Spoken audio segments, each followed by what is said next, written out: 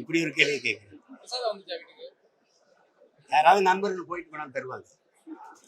தம்பி, ராமருங்கிறவரு ஒரு வழிபாட்டுக்குரிய இறை என்பதை தாண்டி பாரதிய ஜனதா கட்சியினுடைய ஒரு ப்ராப்பர்ட்டி. அவர் தான் அந்த கட்சியின் தலைவர், பிள்ளையார் பொதுச் செயலாளர். இதுதான் பாரதிய ஜனதா. இதுல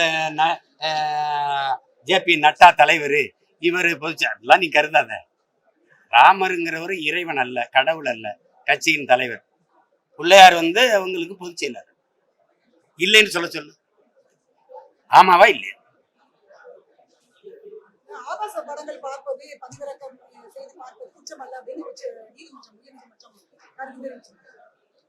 பாக்குறாங்க, பாராளுமன்றத்தில் சட்டமன்றத்துல உறுப்பினர்களே பாக்குறாங்க. பாவம், மக்கள் பார்த்து போட்டுன்னு சொல்லி பாக்குறாங்களா இல்லையா?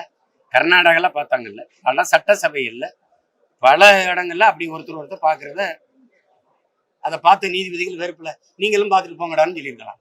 அவ்வளவுதான். விஜயகாந்தோடைய பணி, மக்கள் பணியை திமுக அரசு மறைக்கிறது.